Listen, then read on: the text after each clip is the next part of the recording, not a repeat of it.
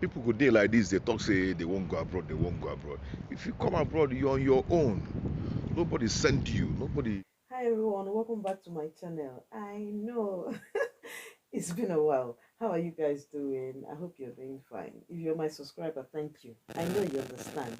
But if you're tuning in for the first time, thank you so much for tuning in.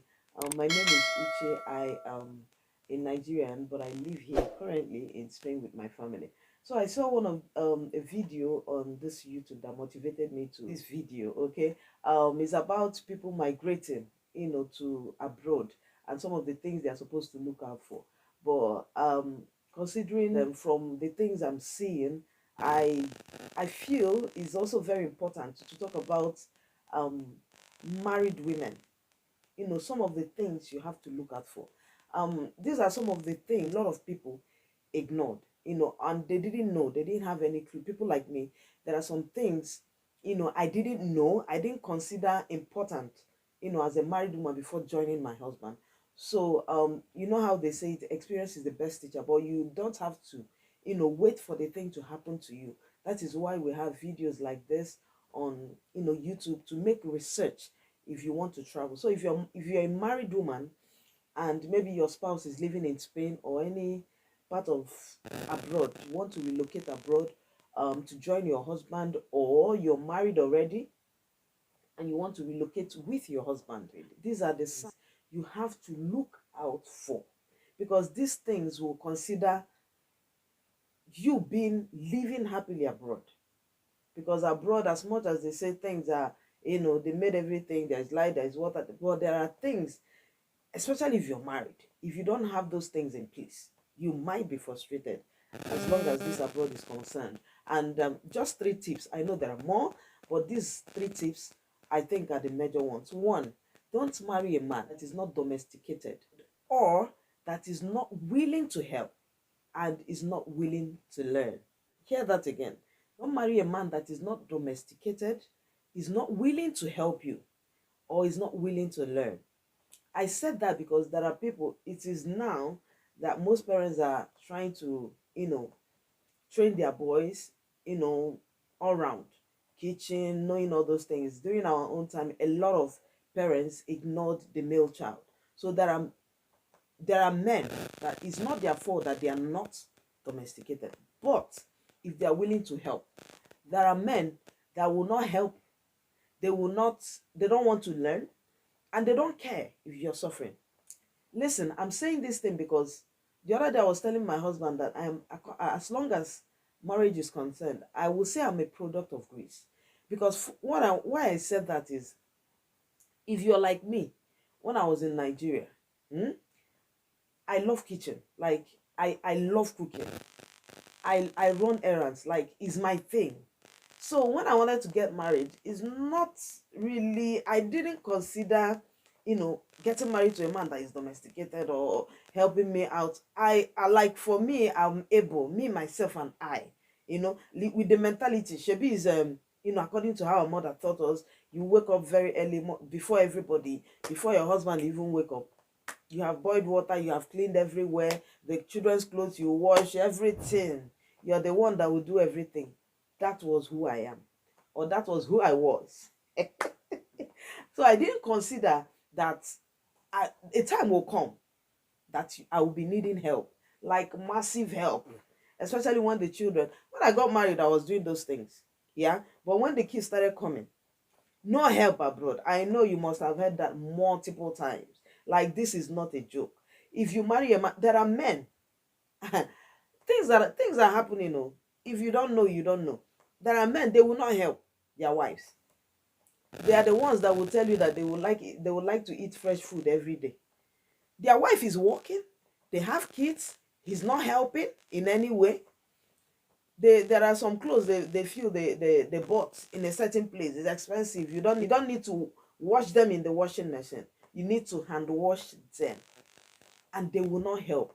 Like, if I'm saying this thing, it might be like a fairy tale, or some people will say that, if it's me, I will not tolerate. There are people that said it, and they have fought, they have thought.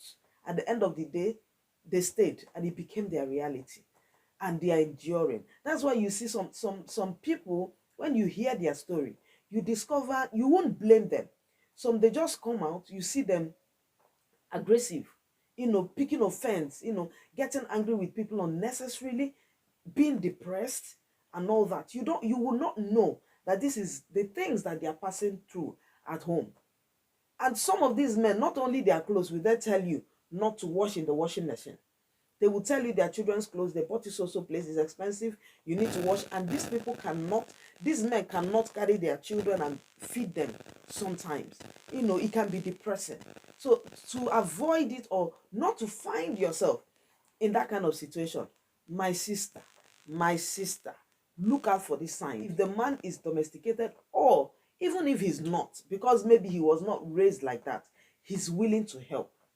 You can tell him, please help me. Because, my dear, you will need as much help as you can. Just so to avoid those things, I heard one woman of God said, before you marry, while you close one eye in prayer, open one eye to look. There are things God will do for you, and there are things you can do for yourself. Please, my sisters, depression is real.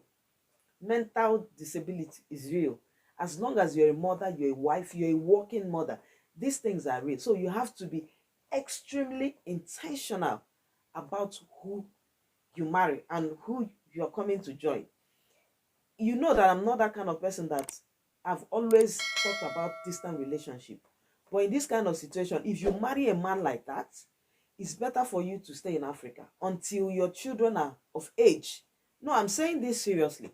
Until your children are of age and you know that you have a tangible hand that can help you, to do some of these things. If you don't have a child at all, or your children are still small, and you're coming into Europe, especially in a place like you don't have help, it's only you and that your husband, don't try it. Just remain there when you can always pay for your services. Here it's very, very, it's not like that. In fact, one I want to talk about is marry somebody that is family oriented. Look out for somebody that is family oriented. But before I go into this point, which is very important, I don't know whether it's the first one or the second one, but all of them are important. But I feel this one is very important. I want you to watch a clip of a video so that you will get a clearer picture of what I want to talk about. I'll be right back. So that's everywhere dry. So that's everywhere dry. Everywhere. Eh? If you go person house, just look at. Everywhere dry. Everywhere. Might even walk around to see if I go see anybody. Nobody there street. Nobody. Can't even go to anywhere and catch phone. People go there like this, they talk, say they won't go abroad. If you come abroad, you're on your own. Nobody sent you. Nobody see people, everybody just there inside their house. If they see anybody, nobody, no feel see anybody. Just once you go see people come out, see them. Are you seeing anybody? Look at it. Everybody inside their house doing their thing. This is London. You know what I'm showing you guys this now? In life, appreciate what you have. Appreciate your zone. Appreciate where you appreciate your country. It's not easy. It's not easy in abroad though. Very soon I'll finish my business now here. I'm going back to my country, man. Okay, welcome back. By this time, I know you know what time is it. That's basically how abroad is. Like, we don't really have a social life. Like, when it comes to social life abroad, when you compare it to Africa, Africa is like 80% and abroad is 20%. Like, we have summer, winter, spring, and like in most countries, we have more of cold season than hot season. So it's only in hot season that you have a bit of social life, because that time the school will be closed, your workplace, everybody's going on holiday and all that. That's the only time you have people socialize once in a while, have party and all that. Apart from that, as soon as the cold, everybody is inside with his family. Imagine if you marry somebody that is so jemba, somebody that has itchy feet. Loneliness will kill you, my sister. So this is very important. I think this is one of the most important ones as long as this abroad is concerned. Marry somebody that is family oriented. You see, women are emotional beings. Like, talking is our thing. For me, you know, when the Bible said a wise woman builds her home, you know, it doesn't matter if the home is big or small, as long as it's a peaceful place. That's what I consider home, a place that is peaceful. So as long as this abroad is concerned, personally, I consider my home as my peaceful place. A place like my husband, my children, a place I can come and I have peace. I need somebody to be there where when I need a shoulder to lean on, there should be somebody there. Because we're emotional beings, we are talking beings. That's talking is one of the ways we relieve our stress. So imagine if you marry somebody that is hardly available, somebody that doesn't value family time, family bonding. When you need a shoulder to lean on, he won't be there. You know, for me, family is where you can, as a woman, when you're overwhelmed, you seek succor. Somebody has to be there. You need an available husband. You need a present husband. So as long as this abroad is concerned, you see those people that have, our people call them ojemba, people that are always out. They prefer to go to club than to stay at home. They prefer to hang out with the boys all the time. Don't get me wrong, hanging out with your friends is not wrong. As a man, you might choose to once in a while, is not wrong. I believe mature minds will understand what I'm saying. But there are people that it is not in their nature. Like when they have kids, their responsibility as a man, what they understand as a man, as a man, as a husband, is maybe they'll give you money for food, and anything about children and well-being, even you, is not their business. When the children are running around doing all those things, it's not their business. They see it is their mother, and sometimes they will go out and stay. When you call them, they say, what am I coming to do for you?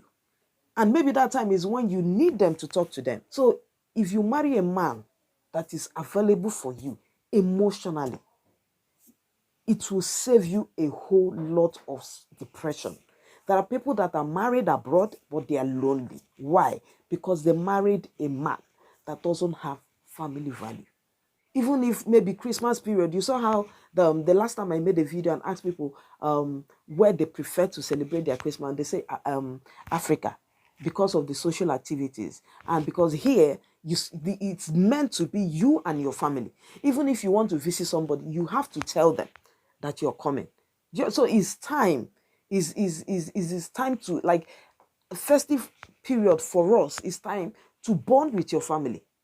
It's time, like, not time to like gyrate, enjoy. It's time you bond with your family. And we also use it as a time of to rest from work. If sometimes, you know, Christmas period, unlike Africa, people see it as a time of break for them to go to weddings, parties and all that. For us, it's a time to bond with your family. So imagine if you marry a man, in those family time, people are enjoying with their families, and your husband would rather choose, he will not tell you to dress up and dress up with the kids to go out. He would rather you guys stay out because it's not his thing. Do you understand? I don't know if you're getting me. It's not his thing. As in, he's irritated, like things of the family, growing family, little children, and all that. It's not his thing. So be careful. You will see the signs. Be careful. If you see all those signs from in a man, please, it's better you are in Africa. Don't marry and bring the person, because you will so be lonely. It's not a joke. You will be lonely, honestly, because the people that you how long will you continue, maybe, you know, like, quote and unquote, you know, invading somebody else's privacy? So marry a very present man that is family. Last but not the least, marry a man that is God fearing. Say, marry a man that has the fear of God. Somebody that will see you, maybe you're pregnant, see you do certain things. The person will be humane enough to understand that what will God feel watching me and watching this woman suffer?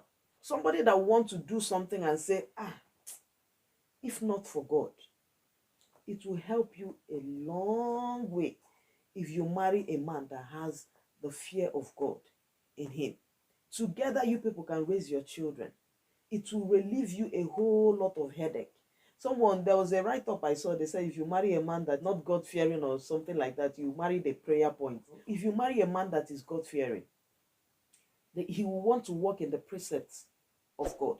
knowing and thinking this thing that I'm doing to this woman or this thing I'm about to do, you know, understanding that marriage is between him, you, and God, and knows that he's accountable to someone, that will make his conscience light in his dealings with you, in his dealings with his children.